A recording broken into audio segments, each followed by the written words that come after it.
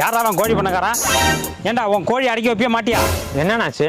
போய் களவள்ளியா பாடுறா, எத்தனை செடியை கொத்தி போட்டுருக்குன்னு பார்த்துட்டு தானே வரேன். 2 செடியை தான் கொத்தி போட்டிருக்கேன். அதுக்கு என்ன நஷ்டம் சொல்லுங்க, கொடுத்துட்றேன். 2 லட்ச ரூபா கொடுப்பா.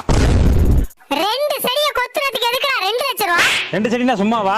2 செடியில 20 கல்ல வரும், 20 கல்லையில 200 கல்ல வரும், 200 கல்லையில 2000 கல்ல வரும். அந்த 2000த்துல வந்து 2 மூட்டை கல்ல வரும், 2 மூட்டை கல்லையில 20 மூட்டை வரும், 20 மூட்டையில 200 மூட்டை வரும். எல்லாம் உங்களால தான் போச்சு. சரிண்ணே, இந்தாங்க ஒரு முட்டை.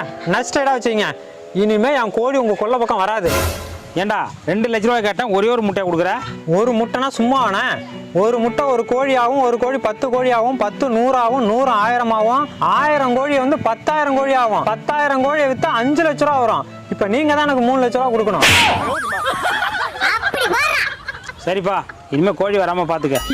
ஏன்டா ஒரு முட்டை